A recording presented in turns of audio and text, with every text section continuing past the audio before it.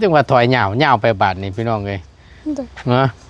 เจ้านั่นคือถอยหลังเหย่าไปไม่ชวนโกกุมี่นั่นนะเขินได้ไหมจ๊ะฮะดีใจเฮงถอยหลังจนชวนโกกุมี่เลยถ้าสมมติเด้อถ้าสมมติว่าเฮาได้ซื้อแล้วเรียบร้อยโดยอย่างได้มันก็ต้องได้ปรับอยู่แล้วล่ะพี่น้องเลยเนาะโดยดินรอนต้นหญ้านี่แปลงหน้าดินนะให้มันเพียงโดยเป็นลาพอได้ตั้งเสาตั้งหยังหั่นแหละโดยมันจังเพียงมันจังงามโดยมันเป็นอะไรฮะขี้ฝุ่นเข้าตาบอกว่าจะเจือขี้ฝุ่นเข้าตาน้ำตาสิไหลเลยโดยเห็นว่าดีใจว่าจักเนาะดีใจน้ำตาสิไหลเลยโอ้ยมื้อนี้วันเสาร์เพื่อนก็ว่าอาทิตย์จักนี่ได้กินของแซ่บอีกมื้อนี้ของแซ่บเอาว่าแล้วก็กินลาบชิ้นมาอิ่มสินั่นอยู่บ่เฮ้ยสิกินอยู่บ่อันเนาะกินไว้สายกินอยู่แล้วไปฉันขึ้นไปเคะกำ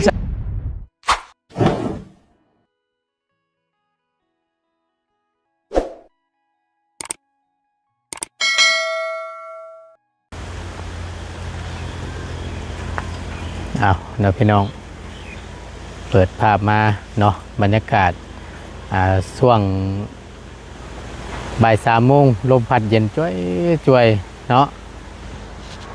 เอาคนอื่นกราบสบายดีแล้วสวัสดีเด้อพี่น้องสบายดีกันเบิดสุขสุคนบ่ว่าสิอยู่ในและกระต่างประเทศก็ยินดีต้อนรับเข้าสู่ช่องประธานป้องชาแนลคือเก่าพบเจอกันเนาะปรีตั้งบ่ตูนจะมาเบิ่งเนาะเยี่ยมยามทางน้องป๊อปอีกรอบนึงพี่น้องในภาพบรรยากาศเนาะในคลิปนี้พี่น้องอาจจะแจ่มใสนิดนึงเพราะว่ามาหาน้องเพิ่นแต่ละครั้งก็มีแต่ช่วงแรงๆเมื่อนี้ก็ได้ถือโอกาสเข้ามาหาน้องเพิ่นแล้วก็จะได้ถ่ายภาพบรรยากาศเนาะแจ้งในซองของบ่ตูนเนาะให้เบิ่งให้ชมน้ำกันอีกรอบนึงคือมื้อนี้ทั้งน้องเพิ่นก็ได้พักงานไปซอยงานรองงานแต่งว่าซั่นอยู่ในบ้านเดียวกันนี่แหละอยู่ในหมู่บ้านนี่แหละพี่น้องแต่ทางบ่ตูนเข้ามากันยังบ่เห็นแต่ว่าน้องเพิ่นไปยังบ่ทันมาสมจักพี่น้องเนาะเอากะทางทีมงานพี่น้องไอ้ผู้ที่ทางบ่จันก็ได้ขึ้นมาแล้วเนาะแล้วก็ทางบ่บุญบ้านป่าก็ว่าจะเดินทางขึ้นมามื้อนี้แต่ยังบ่ทันฮอดก็ได้ตกลงหรือว่าพูดคุยกันเมื่อคืนนี้นัดหมายเป็นวันอาทิตย์ว่าซั่นเนื่องจากว่าน้องเพิ่นก็หยุดวันอาทิตย์พอดีก็เลยถือโอกาสว่าซั่นซะในเมื่องบมันก็พอเป็นทีเรียบร้อยเนาะเฮาก็บ่อยากให้มันยืดมันยาวเพราะว่ามันถ้าว่าน้องถ้าว่าบ่ซื้อมื้ออื่นหรือว่าวันอาทิตย์นี่น้องเพิ่นก็สิเพื่อสิได้หยุดอีกก็ยาวอีกแล้วพี่น้องพุ่นละวันอาทิตย์หน้าจังซี่นะเพราะว่าน้องเพิ่นหยุดบ่อยหลายก็บ่ได้หยุดดุหลายก็ทางเจ้านายก็สิหักเงินหรือว่าสิหักค่าแรงเนาะเพราะฉะนั้นแล้วก็เลยตกลงกันเมื่อคืนนี่คุยกันเป็นเอกสารเนาะหรือว่าพูดคุยทาง Messenger ในกลุ่มมาแหละพี่น้องเอ้ยทางทีมงานเราจะตั้งกลุ่มแล้วก็แชทกลุ่มว่าซั่นซะทีมงานแต่ละผู้แต่ละคนก็ว่าเห็นดีนำว่าซั่นก็เลยเอาเป็นวันอาทิตย์เนาะที่จะมาซื้อดินซื้อรอนให้น้องเพิ่นนี้พี่น้องเอ้ยพี่น้องเพิ่นก็ว่าเตรียมไว้เรื่องบ่ตูนเด้อว่าซั่นเตรียมไว้ซื้อเสาปูนมาจัก4 ต้นว่าซั่นเสาลักแลนหน้านั่นว่าซั่นที่ว่าเสาปูนที่เพิ่นพังแลนต่อแลนนะเนาะค่าบ่ซั่นก็หาเอาไม้นี่มันยังบ่ถาวรว่าซั่น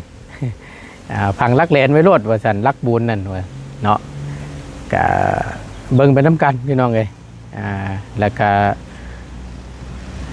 แน่นอนแหละถ้าหากว่าได้ซื้อพี่น้องเอ้ยก็จะได้ปรับดินปรับรอนแถวนี้แหละเนาะให้มันเพียงไทยนิดๆหน่อยๆนะพี่น้องเอ้ยเนาะเดี๋ยวบ่ตูนจะทำกันอีกรอบนึงใน เห็นน้องเพิ่นชี้มาแถวนี้แหละบ่ฮู้ว่ามันสิอยู่มุมใดแจใดสิฮอดชัยนะพี่น้องดูว่าแจนี่บ่ดูว่าแนวใดที่น้องเพิ่นชี้บอกเมื่อวานนี้นอนจนบ่รับว่าซั่นไอ้เอ้ยว่าซั่นบ่แม่นเฮาฝันไปบ่ว่าซั่นบ่เคยคิดเคยฝันว่าจะได้ดินเป็นของเจ้าของว่าซั่นนี่ประมาณนี้นะพี่น้องเอ้ยอ้อมมาทางนี้เบิ่งเมื่อตุนย่างมาเบิ่งอีกรอบหนึงก่อนก็เหมาะแหละเพราะว่าหนึ่งมาแล้วก็น้องเฮือนน้องเพิ่นก็อยู่นี่ตลอดนะซื้ออยู่น้ำนี่ก็โอเคแล้วนี่เห็นว่าคือว่ามุมกล้วยมุมต้นนี่บ่พี่น้องน้องเพิ่นแต่ก็เบิ่งตัวจริงน้ำกันอีกเทื่อนึงเนาะในวันซื้อขายเพิ่นสิวัดให้ซำใดนะพี่น้องนี่มานี้ได้ขึ้นไปนี้ว่าซั่นจะว่าเจ้ยไปนี่จะขัวเพิ่นนี่ขึ้นไปหันตามเบิ่งเนาะเบิ่งตู้ข้างนี้ดีเนาะเฮ้ยจูไผ่จนใบไผ่ใหม่พากระแตะพากระตัดเพิ่นน่ะซีเมนต์แลนต่อแลนนี่ฝากไปหั่นน่ะเป็นอีกดีกระเจ้าเนาะหรอกนี่เป็นมานี้บ่ตูนเบิ่งคือสิยาวฮอดพุ่นแล้วเบิ่งนี่นี่สัตว์ไปฮอดพุ่นตามเบิ่งเดี๋ยวถาน้องเพิ่นมาก่อนพี่น้องเนาะแต่ว่ากำลังมาอยู่ประจักษ์นี่ไปนี้น้องเพิ่นสี่นะประมาณนี้แหละตามที่น้องเพิ่นบอกนะแล้วก็ลงไปนี้บริเวณนี้ประจักษ์พอเอาได้พี่น้องเนาะ20 คูณ 20ว่าซั่นในราคา15 ล้านกับประมาณเท่าไหร่ 20,000 กว่าบาทนี่แหละพี่น้องเนาะเพราะว่า10,000มันก็6 ล้านปลาย20,000นี่ก็ประมาณ12 ล้านปลายนะประมาณ 20,000น้อยๆเนาะนี่เลาะมานี่แล้วตามเบิ่งคิดว่าได้พี่น้องเห็นน้องเพิ่นว่านะน้องไปนี้ก็ว่าเพิ่นว่าปรับกับแม่นแถวนี้นะแต่งนิดๆหน่อยๆเอาปาดออกน้อยนึงเนี่ยแม่นพอนะบ่ถึงก็ว่าปาดลักปาดดึกก็ดีเพราะมันก็อยากเพียงอยู่แล้วนะก็สิว่านี่เดี๋ยวเบิ่งน้ำกันพี่น้องเอ้ยถ้าหากว่าเนาะงบน้องเพิ่นก็เหลือแล้วอยู่ในทีมงานแต่ละผู้แต่ละคนถ้าหากว่าปรับดินเนาะสมมติเด้อพี่น้องเด้อถ้าสมมติว่าซื้อแล้วเสร็จสิ้นเป็นที่เรียบร้อยในดินตอนนี้บ่ตูนจะถามเบิ่งเนาะว่าถ้าสมมติว่าปรับแต่งหน้าดินนิดๆหน่อยๆนี่เพิ่นสิเอาน้ำเท่าไหร่จังซี่นะพี่น้องเอ้ยคุยกับทางเจ้าของรถถ้าหากว่าเนาะถ้าหากว่ามันบ่แพงหรืออยู่ในราคา500,000บ่หรือว่า1 ล้านบ่เกินประมาณนี้บ่ตูนคิดว่าจะเอางบที่นำบ่ตูนมีนี้รับเป็นในส่วนนั้นจังซี่นะพี่น้องบ่ตูนคิดไว้นะคิดไว้ในใจถ้าหากว่าปรับดินนี้1 ล้านบ่ตูนจะเอางบในส่วนตัวที่บ่ตูนถือนี้เนาะปรับดินจังซี่นะพี่น้องบ่ตูนก็พูดคุยอยู่เนาะกับทางบ่อจันเมื่อคืนนี่ก็ได้ผู้ที่ทางบ่ตูนชื่ออันนี้พี่น้องชื่อข้าวเปียกมาต้อนทั้งน้องเพิ่นชื่อข้าวเปียกมาต้อนทั้งน้องเพิ่นเนี่ยจังหวัดศรีอันนั้นช่างประจักษ์นี่ชื่อฝากเพิ่นเนาะก็สิแม่นบริเวณนี่แหละพี่น้องเรื่องดินดอนต้นหญ้าก็นี่แหละบรรยากาศช่วงเว้นๆแน่ก็แจ่มใสดีพี่น้องเดี๋ยวถ้าน้องเพิ่นมาก่อนจักหน่อยนึงพี่น้องเดี๋ยวบ่ตูนจะโทรหาน้องเพิ่นก่อนเนาะพอดีเข้ามาก็บ่ได้นัดหมายทั้งน้องเพิ่นดอกถามมันก่อนถ้าหากว่าเพิ่นว่างก็ให้เพิ่นมาถ้าเพิ่นบ่ว่างก็บ่เป็นหยังนะพี่น้องเนาะเดี๋ยวถ่าจังหน่อยแป๊บนึงเด้อพี่น้องเด้อเนาะเดี๋ยวเบิ่งน้ำกันพูดคุยน้ำกันอีกรอบนึงสบายดีมาแต่ทั้งใดฮะมาไปกินน้อง มาแต่กินร้องโอ้ยเนาะใช้น้องป๊อปไปทั้งใดน่ะน้องป๊อปน่ะน้องป๊อปอยู่นี่แหละยังอยู่พุ่นอยู่บ่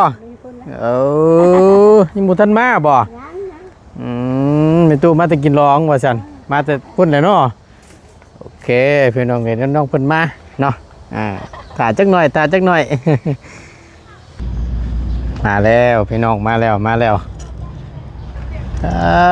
เกือบเนาะสิถึกสิแพงแรงไว้ก่อน แต่บ่แม่นสิแรงนี่น้อยหนึง เออฮะเอาหมูมานำเนาะ สวัสดีอ่ะ สบายดี สวัสดีค่ะ วิเนาะเอานิบไม่เนี่ยจังหน่อยหนึงแล้วเราบ่ให้ถามไปตู้แล้วน้องป๊อปอยู่ซ้ายอยู่ว่ะอยู่งั้นดองพ่นว่าซั่น โดย แล้วซอยเวียกเพิ่นนั่นได้โดย ไปแต่เช้าเพิ่นบ่ โดย จักโมงไป ไปตั้งแต่7 โมง 7 โมงเช้า โดย เป็ดได้ไปย่อเข้าย่อ ไป น้ำซอยเพิ่นนี่บ่ ล้างแบบไปล้างพักแล้วก็นึ่งข้าวแล้วก็ซอยแบบเขาเจ้าให้เฮ็ดหยังก็เฮ็ดไปก่อนบ่ฮู้นำแน่ว่าเขาเอิ้นว่าอิหยัง ซอยผักซอยหญ้า โดย เตรียมตักรับชิ้นชะถ้วยนะเนาะ โดย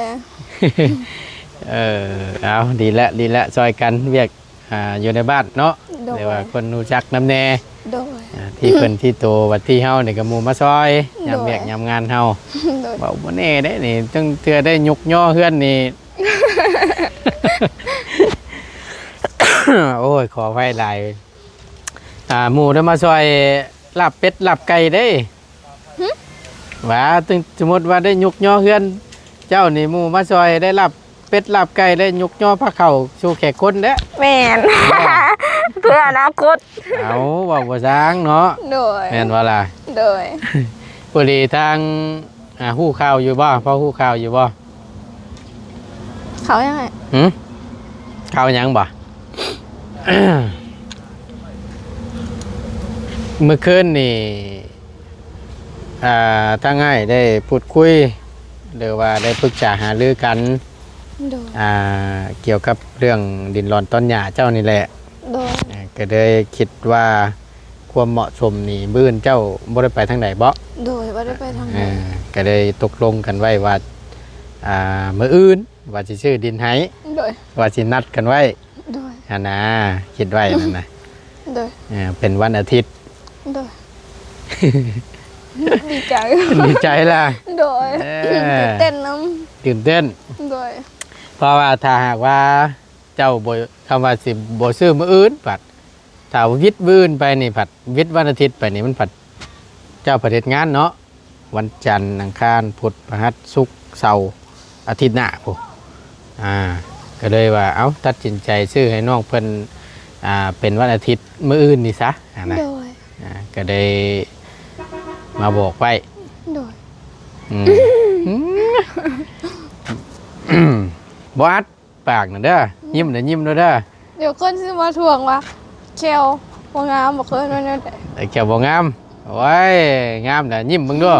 บ่งาม ก็ซ้ำนั่นแหละเนาะเอาซ้ำใดแหละ มันก็บ่ได้มีเขียวเง่เด้คือจังว่าถอยเหยาวไปบาดนี่พี่น้องเอ้ย โดย เนาะเจ้านั่นคือถอยหลังเหยาวไปมันชวนโกกุมี่นั่นน่ะ เขินได้ปะจ๊ะ ฮะ ดีใจ ดีใจแฮงถอยหลังจนชวดโกกมีเลย ว่าเด้อเกินว่ากันเนาะ พอดีถ้าง่ายเลาะข้าวๆเมื่อกี้นี่นะพระให้เลาะมืออีกครั้งดูพวกมะกล้วยอันนั้นบอดจะบอดนะ แม่นแต่ว่าแทกเบิ่งก่อน บ่ โดย ว่าเพิ่นสิชูดให้ในมุมใดจุดใดสิบ่ โดย จากที่แน่ๆนี่เจ้าคิดว่ามุมใดเอา ก็ย้ำไปพูนก็ได้ เพราะว่าอยู่ใกล้ต้นไม้ใหญ่นี่เนี่ยเขาก็ย่านแน่นอนนี่ ต้นรูนี่บ่ โดย แต่โกกมีนี่ได้เอาออกอยู่บ่นี่ หึ โกกมีนี่ กกมังมีนี่บ่ โดย บ่ออกก็ได้เอาออกแต่ต้นนี้เพราะว่ามังมีเนี่ยเอาไว้กินก็เสียวออกแต่ต้นมะขาม อันนี้ต้นมะขามนี้ โดยแล้วก็เสียวออกหมดต้นอันนี้นะ แถวนี้บ่ โดย ปรับแต่งเนาะ โดย เพราะว่าถ้าง่ายก็สี่อยู่ไหวอยู่เมื่อกี้นี่มุมนั่นแหละเห็นน้องเพิ่นเว้าว่ะ โดย แล้วก็เลาะฮะลงไปเห็นแล้วพี่น้องเอ้ย โดย บ่ฮู้ว่ายืดปีกกันก็ได้เนาะ โดย ถ้าว่าได้นี่ก็แม่นปลูกเขื่อนปลูกชานก็เยอะแม่นบ่มีแล้วพี่น้องเอ้ย ปลูก ฮะ มังมีเลยก็ได้มาเพื่อนตัวนี้ออกแล้วก็ปลูกไปแบบพุ่นได้ เนาะนี่แหละพี่น้องเอ้ยขีดตะไคร้นี่เนาะน้องเนาะ โดย มากออกแล้วก็แม่นปรับแต่งดินนิดๆหน่อยๆนี่เคลียร์สถานที่นี่บ่ดินแดนอยู่หม่องนี้บ่ โดย พวกนี้ โดย ลงมานี่บ่ โดย อืมภาคทั้งนี้เป็นดินที่เจ้าหนึง โดย เลาะมานี้แม่นบ่ โดยเลาะแบบนี้ โค้งนี้ โดยให้เฮาสิเฮ็ดเฮือนก็เขาสิเฮ็ดกว่า คำเช็ดเคลื่อนนั่นบ่ โดย โอ้เหมาะเลยได้นี่นะอยู่นี่นะมั่งกีตะไคร้อองนี่ก็โอ้ โดย พ่วงคักปัญญัง โดย หลังนี้ก็เอาไว้นี้ โดย เพื่อนหลังเก่านี่ก็ได้ เฮ็ดเป็นเฮือนครัวก็ได้แต่ถ้าบ่แบบให้เฮาได้เฮือนแบบมันใหญ่กว่าตัวนี้หน่อยนึงแบบเฮาสิมางออกเป็นเฮ็ดเป็นเฮือนครัวก็ได้ เนาะ โดย หรือว่าสิเอาไว้นอนนี่ก็ได้ โดย หรือว่าเหมาะเลยได้ โดย ถ้าสมมติเด้อถ้าสมมติว่าเฮาได้ซื้อ โดย แล้วเรียบร้อย โดย อย่างได้มันก็ต้องได้ปรับอยู่แล้วล่ะพี่น้องเอ้ย โดย เนาะ โดย ดินรอนต้นหญ้านี่แปลงหน้าดินนะให้มันเพียง โดย เป็นลาเขาพอได้ตั้งเสาตั้งหยังหั่นแหละ โดย มันจังเพียงมันจังงาม โดย มันเป็นอะไร ฮะ ขี้ฝุ่นเข้าตา ขี้พุ่นเข้าตา โดย บอก โดย บอกจับเจือขี้พุ่นเข้าตาน้ำตาสิไหลเลย โดย เห็นว่า ดีใจว่าจัก เนาะดีใจน้ำตาสิไหลเลย โดย โอ้ยมื้อนี้วันเสาร์ปืนกับวันอาทิตย์ โดย มีแต่ว่านั่นในบ้านเพิ่นอยู่ใช้สิแบบมันเฮาอันนั้นเพิ่น อยู่บ้าน อยู่บ้านนี่บ่ โดย มีแต่ว่าแมลงกับไปนัดเพิ่นไว้เนาะ โดย ยันว่าเบิ่นเพิ่นไปเวียกไปงาน โดยสิบอกทางอาบาวให้ไปนัดเพิ่น โดย บอกให้ระบ่าวเดี๋ยวไปคุยไว้ โดย มื้ออื่น โดย นะ โดย เพราะว่าเดี๋ยว ทางบ่าวจันน้ำแน่บ่าวจันเข้ามาก็พูดคุยเรื่องนี้นํอยู่หรอวะ โดย เรื่องชื่อดินชื่อร้อนนี่หรอวะ โดย นัดอยู่บ่ ยัง ยังบ่ได้นัด เห็นว่าเมื่อวานนี้เพิ่นเว้าอยู่แต่ว่า แบบเพิ่นบอกว่าสิรวมหมู่ก่อนมื้อนี้ แล้วก็สิมาบอกมื้อนี้มัน อืม แต่เพิ่นยังบ่ได้มาเด้ นี่แต่ว่าคุยกันได้เมื่อคืนนี่นะพี่น้อง โดย ร่วมกันพอดีตั้งบ่บุญมันตราก็ขึ้นมาแล้ว โดย นำบ่าวจันมีเท่าไหร่เกาะเจ้าวัน 5 ล้านบ่ นำบ่บุญมันปลาเด้ 10 ล้าน อันนี้สองเจ้านี่ก็พอแล้ว เพราะว่าในราคาดินรอนต้นหญ้านี่ก็เท่าไหร่ 15 15 ล้าน โดยแล้วมีจะเขียอีกในบ้าน15ล้าน5บ่หรือว่าล้านหนึ่งก็ยังบ่ฮู้ อืมได้อยู่ดอกเนาะ ล้าน5แสนค่าน้ำค่าในค่าปึ้มค่ามิกเพิ่น โดย บ่เป็นหยังก็รวมไปแล้วก็แม่นสิตกอยู่ประมาณ16 ล้าน โดย กับ5แสนเนาะ โดย เอาไล่เบ็ดเสร็จเนาะ โดย เพราะว่าค่าน้ำค่าในเพิ่นนำล้านหา โดย ค่าปึ้มค่ามิก โดย ก็ถือว่าโอเคละพี่น้องเอ้ย โดย อดหนาวมี เห อ ลื ยู่ ออีกมือหนึง มีอยู่ว่าอันลักแก่นพอได้พังไว้นะลักแก่นลักใบแก่นชาวปูนพังไว้ บ่ฮู้ เอาเสาลักแลนเฮาอะนะ อ๋อ เออ เสาอันบ่ พี่ใจยังบ่มีดอก ยังบ่มีดอก โดย แนะเอาพื้นนี่แหละลักใหญ่นี่ขุดพังไว้ท่ะ ได้อยู่บ่ โอ้หมายไว้เนาะ โดย ว่าซั่นก็พุ่นละหาเอาเสาปูนที่เพิ่นขายให้แล้ว โดย เสาเท่าไหร่น่ะ ยังบ่ฮู้คือ เสาน้อยๆซ้ำแข้งนี่ได้เที่ยวสั้นๆประมาณชอกหนึงน่ะ โอ้โหเพราะว่าอยู่หานคอยหันบ่มีขาย บ่มีบ่ โดยอยู่หานคอยเฮ็ดเวียกนะ คำมีกับพุ้ยได้ยืมเพิ่นนั่นขอน้ำเพิ่นมาในกว่าจัก4เสาไว้นี่ ขอใน4เสาไว้นี่4ลักไว้นี่แต่บ่ได้เคยหลอมจักเทื่อบ่อยู่ในหั่นน่ะเพิ่นบ่ได้ขายติ แบบบ่เห็นเด็กแบบคันเขาเจ้าสั่งมาก็ยังบ่ฮู้ว่าสิมีหรือบ่แต่ว่าถามก่อน อืมพังไม้ไปก่อนซะ โดยฟัง เพราะเพิ่ ไว้ น ก่อนก็ได้ เพราะเพิ่นวัดแทกอหยังเรียบร้อยแล้วก็เฮาขุดคุมไม้ไว้ โดย เอาลักใหญ่ๆแล้วเนาะลัก บ่มีอยู่ดอกเลี้ยงเต็มเลยก็ได้ เนาะบ่ถึงเนาะ โดย เดี๋ยวเฮาขุดหาลักงามๆไม้งามๆน่ะเฮาขุดพังลักไว้ โดย เห็ดขั่วไว้นะ โดย ได้เงินชื่อตะไคร้เอาก้อหนึ่งสองก้อมาอ้อมไว้เนี่ยโอ้ย คักสิบ่มีแบบตัวยังมาแบบเฮาสิเฮ็ดสวนเฮ็ดผักก็ได้ ปลูกผักปลูกหญ้าบ่นู่นนี่นั่นน่ะโอเคแห ค ละ นขี้รักก็เข้าบ่ได้แล้ว เนาะ เฮาสิเลี้ยงไก่ก็สบาย งามเลยตัวนั้นน่ะเหมาะ โดย เหมาะพี่น้องเอ้ย FC เพิ่นก็ยังว่าโอ้คำว่าซื้อดินไว้แล้วซื้อตะไคร้มาอ้อมเด้อบ่ตูนเด้อว่าซั่นสิได้เป็นจับส่วนว่าซั่น โดย มันจังบ่ยากจังซี่นะพี่น้อง โดย เนาะก็เดี๋ยวเบิ่งนํกันอดใจรอพี่น้องเอ้ย โดย ไปอีกอยู่บ่งานซอยงานแต่งงานดองเพิ่น มาแล้ว บ้าตอนแรกสิไปอยู่บ่ ตอนแรกยังบ่ฮู้คันแบบเขารวมอีกเทื่อนึงก็สิไปอยู่ ไปห้องเพลงนมัสการอยู่พวกนี้เทื่อนึง มื้อแรงนี่บ่ โดย ช่วงประมาณจักโมง ก็ยังบ่ฮู้คือกันคันแบบเขาจังบ่ทันเอามือตู้ก็ไปรวมอยู่ไปลิ้นนำแบบน้ำหมู่อยู่พุ่นเลย เขาก็มารวมตัวอยู่พุ่นแล้วก็ห้องเพลงพระเจ้าจังซี่ พอดีว่าทางทีมงานก็คือว่าเห็นเดินทางขึ้นมามื้อนี้อาจจะฮอดแล้วล่ะตามเบิ่งยันเลยขึ้นพุ่นประจักบ้านน้องใจดีประจักทางบ่บุญ โดย บ้านป่า บ่บุญวันปาก็มามื้อนี้บ่ มาลุงเพิ่ม ลุงเคิมนำ โดย เริ่มขึ้นมามื้อนี้แหละ โดย ได้ว่าก็เริ่มขึ้นมาหลายคนละพี่น้องเอ้ยเนาะก็สลับสับเปลี่ยนกัน โดย ซอยๆก็สิม่วนคือเก่าหั่นแหละ โดย เดี๋ยวหมู่มาทั้งบ่ตุนเคลียร์เวียกแล้วก็สิลง โดยลงมาอีก อืม เมื่อ โดยเอาไวๆเด้อ เหรอ มาไวๆเด้อ ก็ต้องว่าเคลียร์เวียกทั้งบ้านหมดแหละเนาะแต่ก็ยังบ่ทันนั่นดอกเคลียร์เวียกมันแล้วก่อน โดย ยังบ่ทันได้ว่าสิเมื่อมื้อนี้ดอก โดย ทางเบิ่งก่อนเนาะ โดย ขึ้นมานอนได้2คืน โดย 3ก็สิ3มื้อแรงนี่แหละ โดย 3 4แล้วก็จังค่อยว่ากัน โดย นั่นนะชื่อเขาวเปียกมาต้อนได้มื้อนี้บ่ฮู้ว่าสิแซ่บบ่ละ ก็ต้องเซฟ จังว่าอ้ายบ่ได้ปรุงได้ บ่ได้ปรุงก็แซ่บ บ้าจะชูเว้าอืม ดี เอ้านี่ เพราะว่า บ่ เคยกินอยู่ เอ้ยชื่ออยู่หั่นเอ้ยนางน่ะ โดย หมอก แซ่บ เจ้าหมอกเจ้าเคยซื้อนั่นแหละ เคย แต่ว่าสำนั้นเราเฮ็ดชื่อว่าชื่อ ว้าว ชื่อแล้วประจักษ์นี่ ได้กินของแซ่บอีกมื้อนี้ขอบใจอ่ะ เอาว่าแล้วก็กินลาบชิ้นมาอิ่มสินั่นอยู่บ่เฮ้ย หอม สิกินอยู่บ่อันเนาะ กินไว้สายกินอยู่แล้ว ไปฉันขึ้นไปเคะ กำชายกินกันลืมบอกให้เอ้ยเราแยกน้ำ บ่เป็นหยังใส่น้ำกันเลยก็ได้ บ่ ไม่งั้น ว่ายันว่าเจ้าทั้งท่านได้หิวเลยก็ยันว่าเส้นมันสิอืดน่ะนะ บ่เป็นหยังกินได้เบิด อืมกินฉัน เอาเป็นหยังขวดเฮาหน่อยใส่นั่นนี่ กินทอดชื่อมาฝาก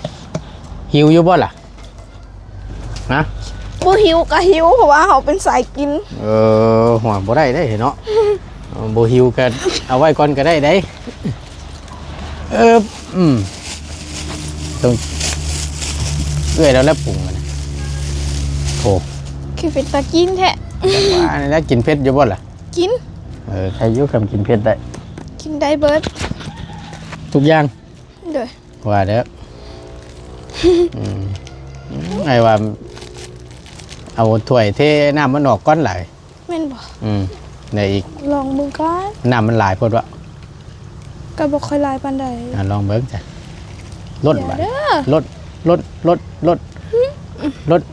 อาจจะยังนะ พอดี เสียดซิวพี่น้องไงเวลาถามอยู่ซื้อไปกินบ่เหรอซื้อไปฝากน้องป๊อปวะก็เฮ็ดเป็นพิเศษได้ปะจ๊ะ แม่น มีบ่เครื่องปรุง มีมะนาวอยู่บ่ จังหวะหาเบิ่ง มี มีแต่ก็ใส่ผมจะหมักศพอย่างก็ใส่แหละ โดยเอาคือว่าบ่มีบวง แม่ ยังบ่ทันล้างถ้วย บุตันล้างถ้วยซัก โดย แล้วกันป่านนี่พี่น้องเลย ว่าไปเปียกไปเศร้าพดแล้วบัด เด้นะบ่วงนะ ตอน นะ เศร้า ทางนี้เจ้านะเหยียบอาจ นั่นแห จะ ละ ยัง ล้างก่อนไปซอยเบียกเพิ่นแต่เช้าพุ่นเนาะ โดยแล้วบัดเขากินข้าวตอนเที่ยงกับตอนเศร้าทีเดียวเขายังไม่ได้ล้าง แม่เจ้ากลับไปบ่ ไป เป็น แม่ กิน เขา พี่ ยัง น้อ บ่ทันมือ อ๋อยังอยู่พุ่นอยู่ โดย โตซอยเวียกจะเศร้าเพิ่นว่าซั่น โดยไอ้บ่กินบ่ กินแล้วแหละถือว่าตอด ไก่นี่ก็ดื้อแห้ง ต้มแล้วนะ อาจจะยังแต่อันเดียว ฮะ ยังแต่แม่มันเหลือแต่อันเดียวอ่ะ ยังเหลือไก่แม่เดียว โดย เอ ว่าลูกมันตายเบิดจักเป็นหยัง มันถึกภาคบ่จ๊ะ บ่ฮู้ มันถึง5ได้เดือนมันน่ะช่วงนี้แหละพี่น้อง โดย อยู่หน้าน่ะก็คือกันชิมมึงดูแซ่บบ่แซ่บก็ปรุงเอาใหม่เด้อ โดย แซ่บบ่แซ่บก็ติแซ่บก็กินบ่แซ่บก็กิน แซ่บเพราะว่าเคยซื้ออยู่แล้วอาหาร บ่อันเดียวแล้วนั่นบ่อืม พอดีเลย หมักสมๆกับบีบมะนาวใส่ โดย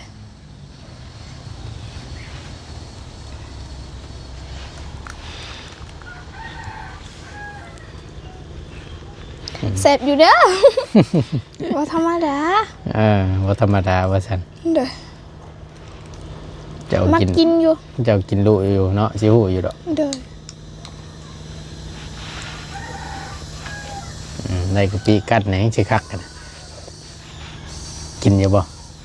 กิน กะปินะกัดกับหมูพริกดิบเนี่ยว้าย แซ่บ ดึงหัวออกก็ยังหมอก แม่นอยู่ว่า เอาอันนี้มันแซ่บเนาะกับหมูแซ่บนี่โอ้ยชอบบุเขาพูดละเกิดเด็บซี่เพิ่นกินน้ำเนี้ มากินเขาวน้ำมากินเขาวเปียกน้ำกันเด้อ โดย คนไทยเขาเอิ้นว่าแนวใดก๋วยเตี๋ยวบ่ เส้นอันนี้บ่ โดย โมแม่นเส้นก๋วยเตี๋ยวเส้นก๋วยเตี๋ยวกับเส้นก๋วยเตี๋ยวกับเส้นเพออันเด้ เอาแม่นบ่ อันนี้เขาเอิ้นว่าอีหยัง เส้นกระเปียกบ้านเฮานี่เพิ่นเชิญเส้นก๋วยจั๊บจำบ่ แม่นบ่คำบ่ตูนจำบ่ผิดแต่คำอ้ายจำบ่ผิดเพิ่นเชิญก๋วยจั๊บบ่ โดย มันถ้าว่าก๋วยเตี๋ยวก็เป็นเพอบ้านเฮาหั่นแหละบ้านเฮาเอิ้นเพอ โดย กินรสกินไปน้ำคุยไปน้ำ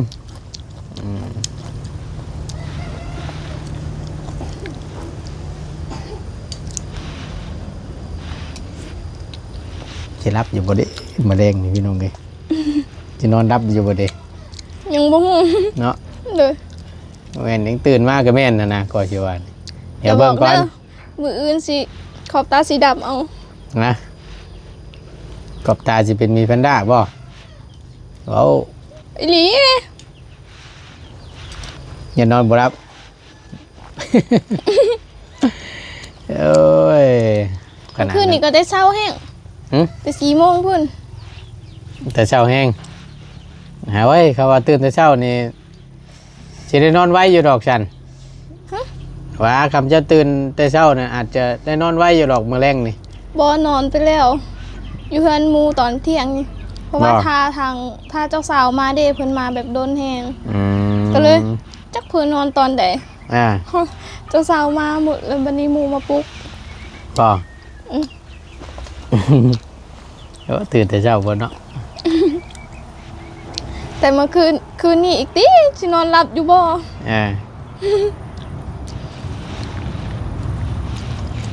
ประวัติพระวงศ์เนาะ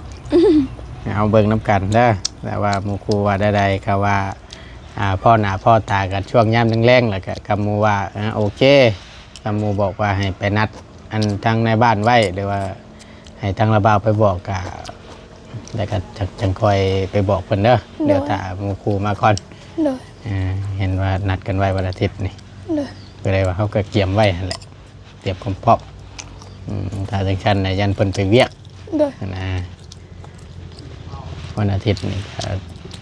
ก็คงสิบ่ไปติเนาะเพราะว่าร่วม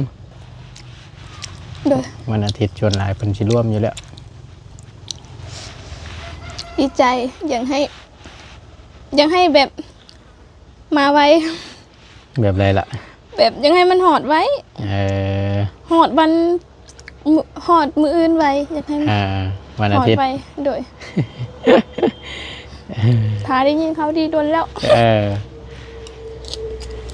มาเฮงแซงโค้งแล้วเจ้านี่เพิ่นก็ว่าโอ้ยฮู้จักหรือว่าคุ้นเคยกับทีมงานแล้วก็เว้าเก่งขึ้นหลายว่าซั่น ยิ้มเก่งเว้าเป็นว่าซั่น แม่นบ่ ก็แม่นดีได้ FC แม่นควบ FC เพิ่นเว้าอยู่ โดย แรกๆก็ยังบ่เว้าเก่งปานนี้หรอกพี่น้อง ยานแน่น้อยหนึง เก่งๆอยู่นะเนาะเดี๋ยวบ้าวันนี้แหละเรื่องแล้วบ่บัดนี้เรื่องแหละ โดย คุณเคยแล้วบ่ โดย เรื่องแล้วก็แบบว่าเขาเรื่องโดนแล้วแบบเขาก็แบบจุอ้ายก็แบบมาแบบดูแน่ก็ภาษาเขาก็สิพอแบบเขาเว้าแบบก็ไว้แน่น้อยหนึงเพราะว่ามันเคยแล้วเด้ถ้าแบบเขาบ่ค่อยเว้าจังซี่แบบเขาอยากเว้าน่ะมันบ่ถึกเขาก็เลยแบบค่อยๆเว้าคิดไปนำเว้าไปนำยันว่ามันยันตอบบ่ถูกบ่ โดยยันแบบเขาเว้าแบบนึงเขาตอบอีกแบบนึงแล้วบ่ถึก กินน้ำก่อน บ่ติแล้วเนาะ โดย นี่แหละก็ถือว่า